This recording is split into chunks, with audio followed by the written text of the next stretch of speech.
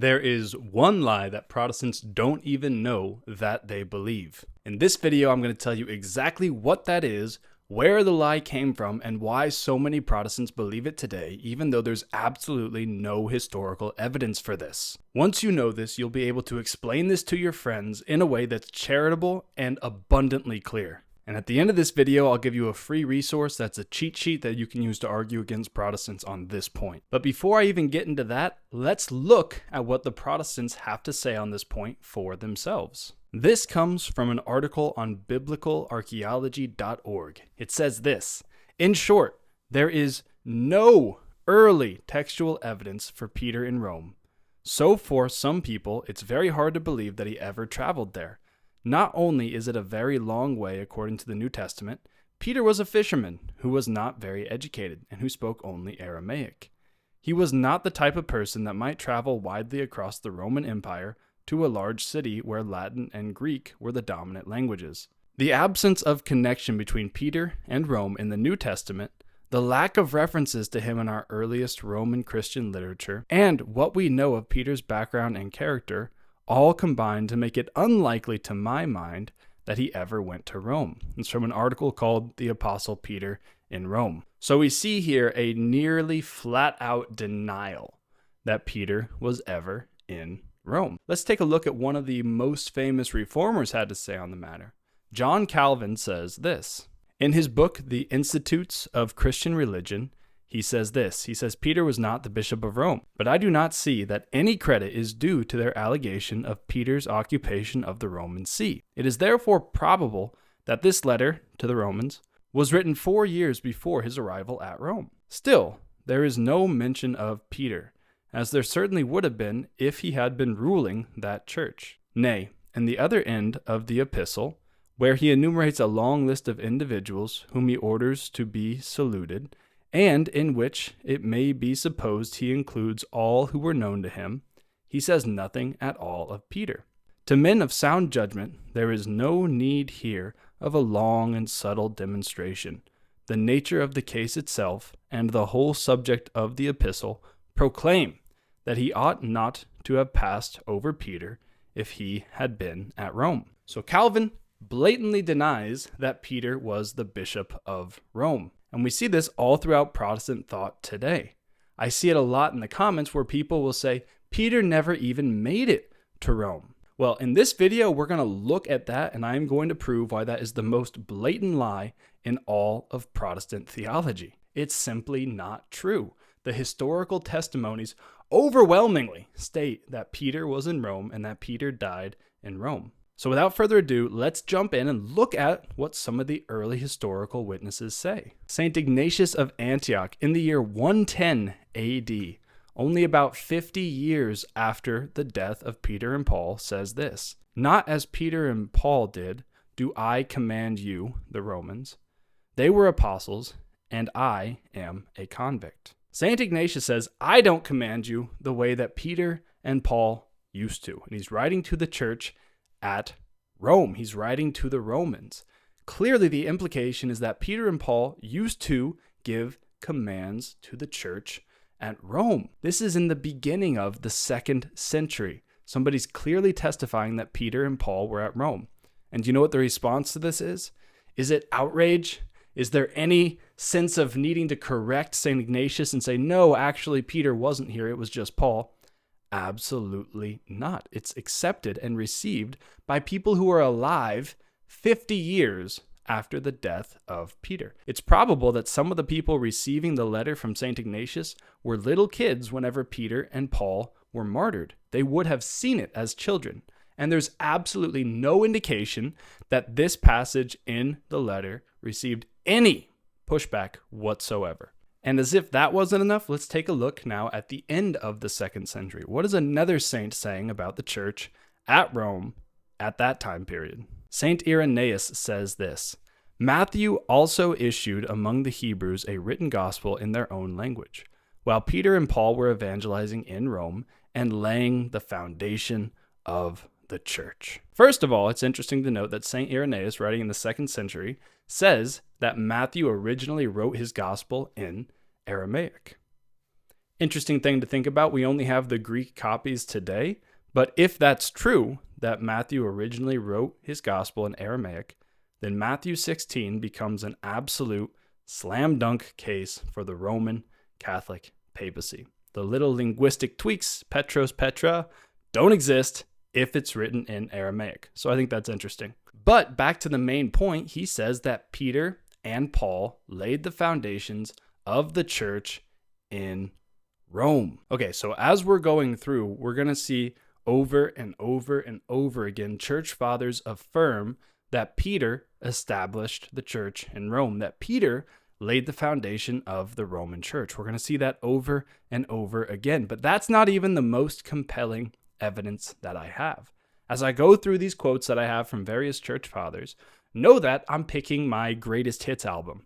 There are literally scores of other quotations from other saints and early Christians who say that Peter was at Rome, that Peter was the first bishop at Rome. This is just the greatest hits album. This is the first 4 centuries of the church unanimously attesting to the fact that Peter is at Rome, but that's not even my best argument. Okay, let's continue on. Moving on now to Eusebius, who is the first church historian. He says this: Peter makes mention of Mark in his first epistle, which they say that he wrote in Rome itself, as is indicated by him when he calls the city by a figure, Babylon, as he does in the following words, quote, "The church that is at Babylon, elected together with you, salutes you, and so does Marcus, my son." Close quote. Eusebius, over and over again in the church histories, says that Peter built the church at Rome. I chose this quotation specifically because this shows that the early Christians believed that Peter wrote his first epistle from Babylon, which is a code word for Rome. Why would Peter not just say Rome? Well, the Romans are putting Christians to death by droves. There are thousands and thousands of martyrs being made in Rome. If you're the leader of the early church and everyone is looking to capture you and kill you, it's going to be important to use code words some of the time. And maybe Calvin didn't think of this when he was writing his Institutes of Christian Religion, but if Peter were in Rome and Paul's letter were intercepted, that would mean that the Roman soldiers who take Paul's letter and read it, his letter to the Romans, they would see, oh, Paul is addressing Peter. Peter is here. Peter is in Rome. We need to go find him. So one of the possible explanations why Paul doesn't mention Peter in his epistle to the Romans is that Peter is undercover. It's also important to note that Peter, while he was the bishop of Rome, was also an apostle. It's entirely possible that when the book of Romans was written to Rome, Peter was off evangelizing somewhere else. We don't have a ton of history about Peter's evangelical exploits, but we do have a substantial amount of historical records that say that Peter was the bishop of Rome and that he was crucified upside down in Rome. Moving on, St. Optatus is an African saint, and he says this: "You cannot deny that you are aware that in the city of Rome the episcopal chair was given first to Peter, the chair in which Peter sat, the same who was head. That is why he is also called Cephas, rock, of all the apostles, the one chair in which unity is maintained by all." St. Optatus is saying that the Roman chair was first given to Peter, and Peter was called Kepha, right? In Hebrew, Kepha, which means rock. Kepha in Greek comes in as Cephas, is what we would call it. It's a similar word to the word cephala. So a cephalopod is a head foot. It's what you call octopuses because they have a head and a foot. That's the type of animal they are. They're a cephalopod. So St. Optatus is making the observation that Cephas sounds like cephala, which means head. So he's making the point that Peter is the rock, the Kepha, and the Cepha, the head of the apostles, right here in the 4th century. And we're going to see St. Optatus is actually very influential on St. Augustine whenever St. Augustine writes against the Donatists. And Augustine makes the same arguments that St. Optatus does. He says, look, start with Peter at Rome, number all the bishops to today, and there are no Donatist bishops. Not one. That's his proof that they have the false religion and he has the true religion. And we're going to look at an Augustine quote here in just a second. But before we do that, Pope St. Damasus I says this: "Likewise, it is decreed, we have considered that it ought to be announced that although all the Catholic churches spread abroad through the world comprise one bridal chamber of Christ, nevertheless, the Holy Roman Church has been placed at the forefront, not by the consecular decisions of other churches, but has received the primacy by the evangelic voice of our Lord and Savior, who says, 'You are Peter, and upon this rock I will build my church, and the gates of hell will not prevail against it. And I will give to you the keys of the kingdom of heaven, and whatever you shall have bound on earth will be bound in heaven, and whatsoever you shall have loosed on earth shall be loosed in heaven.'" The first C, therefore, is that of Peter the Apostle, that of the Roman Church, which has neither stain nor blemish nor anything like it. That's in the 4th century. The Pope is claiming infallibility, or at least the seeds of infallibility. And what does he say? He says he's sitting in Peter's seat. The Pope in the 4th century says, "I am in the chair of Peter." Look, guys, these are not proof texts. These are texts that express the unanimous thought of early Christianity.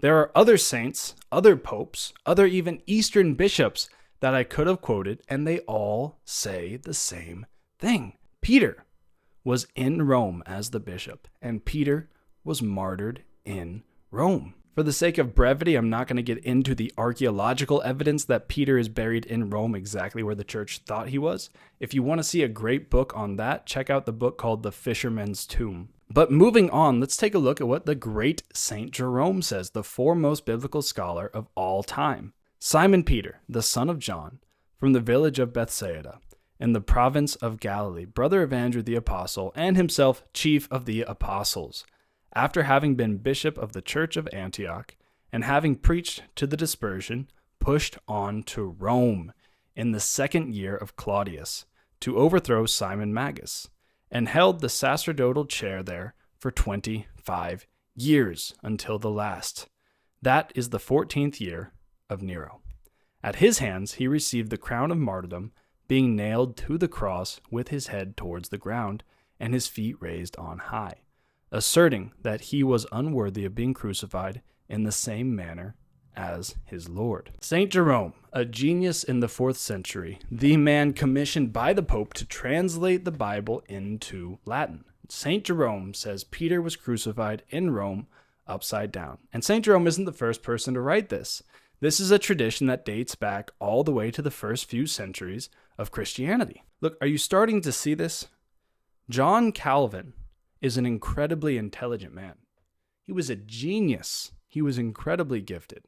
And he knows this. He knows what Eusebius says. He knows what Gregory the Great, who I'm not even going to talk about in this video for the sake of brevity, but he knows what Gregory the Great says about Peter being in Rome. And I'm sure he knows what Irenaeus says. I'm sure he knows what St. Ignatius says. I'm sure he knows what St. Jerome and St. Augustine say. And yet, John Calvin is comfortable saying there's no evidence that Peter was ever the Bishop of Rome. Do you see what he's doing? John Calvin is simply lying. He's just lying. History doesn't fit his theology, so he has to rewrite history. Look, the author of human history is the same God who authored the scriptures. He who wrote human history also wrote the scriptures, and he cannot contradict himself. So whatever we see in history has to be compatible with what we see in theology and in the scriptures. If the two don't mesh, you either have bad history or bad theology. In this case, it's impossible for the history to be wrong because we have constant accounts from the 1st, 2nd, 3rd, 4th, 5th, 6th, 7th, 8th century, a unanimous testimony of history, and that's not even my best evidence. I'll get to that in just a second. But John Calvin knows that. He's a genius. He's far more intelligent than I am. I'm quite sure of that. But he just blatantly lies. He says, no, Peter was not the Bishop of Rome. Why does he say that? He says that because the Pope claims to be Peter's successor. And if that papal claim is correct, then all of a sudden, a lot of other Catholic theology starts to look a lot better. Because it's obvious that Peter is the head of the apostles. If you read the scriptures, if you read the New Testament, it's blatantly obvious. So what do the reformers have to do? Well, Calvin lies. Calvin rewrites history because it doesn't fit his narrative. What does Luther do? Luther lies. In his translation of the Bible, he says that we are saved by faith alone. He adds that word in, alone, to the book of Romans in his translation. He lies. So if you're a Protestant and you're watching this, honestly, why would you follow men who are comfortable lying to push their theology?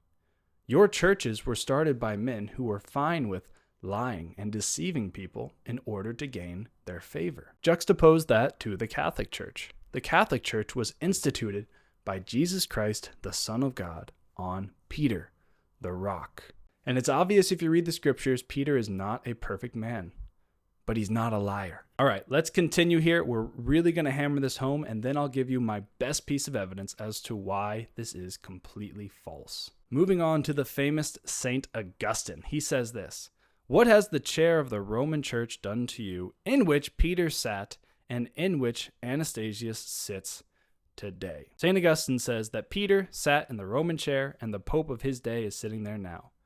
And St. Augustine says this. This is one of my favorite quotes of St. Augustine. He flat out says the papacy is the rock against which the gates of hell will not prevail. He says this: "Number the bishops from the see of Peter itself, and in that order of fathers, see who succeeded whom. That is the rock against which the gates of hell do not prevail." So for Augustine, what did Christ promise that the gates of hell wouldn't prevail over? The papacy. The papacy. The papacy. Do you see this? All of the church fathers see a divinely instituted chair, which is the source of unity for all other churches, against which the gates of hell will not prevail. This is the ubiquitous thought of the first 4 or 5 centuries. Everyone agrees that Peter died in Rome. Everyone. All right, it's time.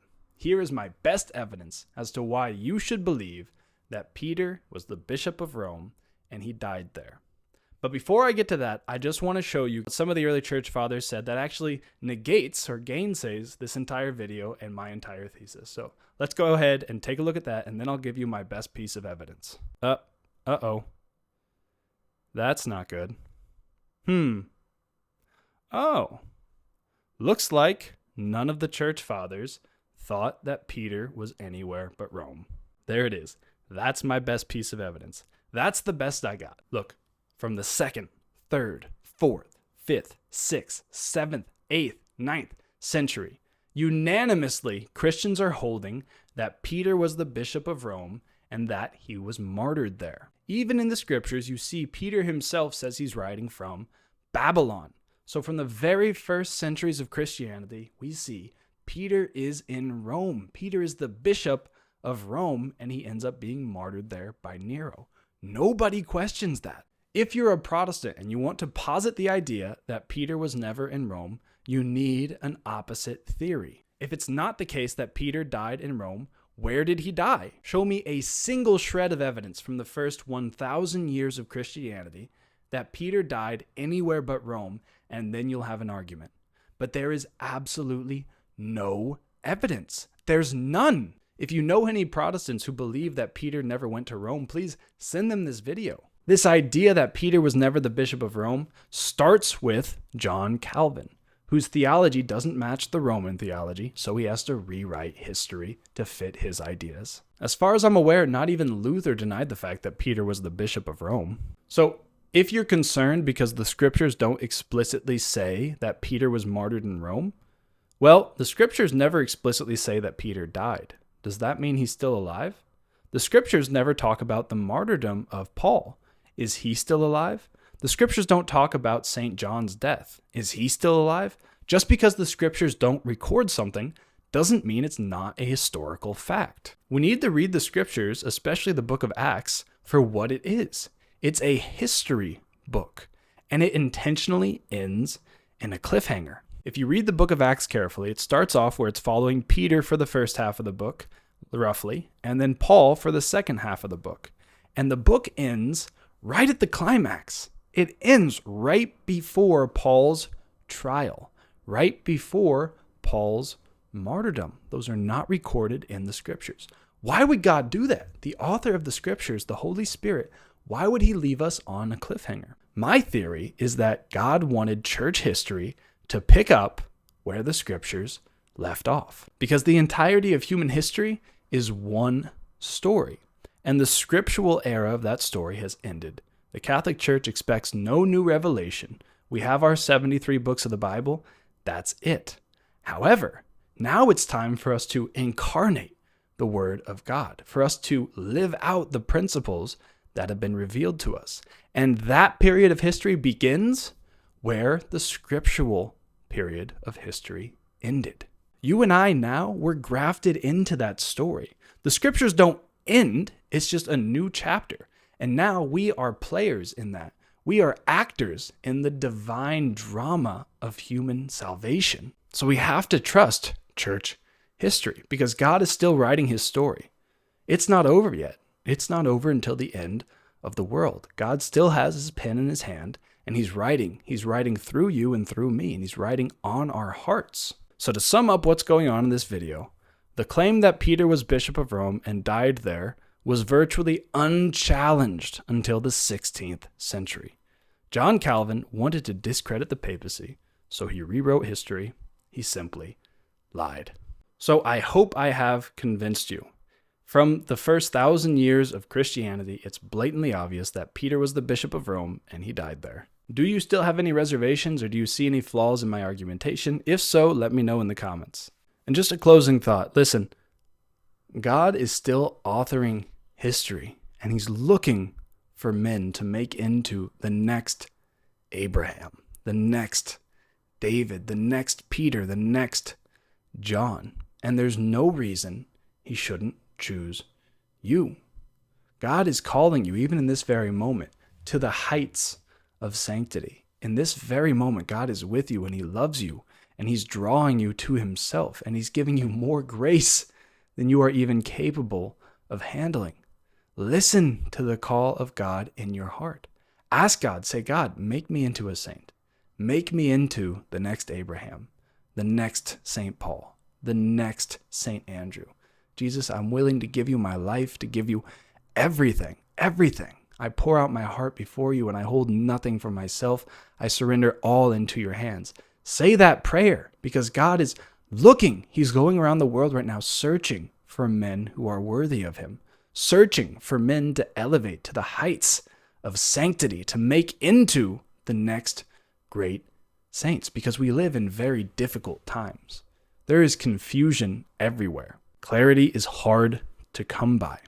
So turn to the Lord with your whole heart, with your whole mind, and say, Jesus, here am I, send me. And if you want to join me and a group of other men in trying to become saints and in praying the rosary daily, then check out the link in the description, and I'll see you there.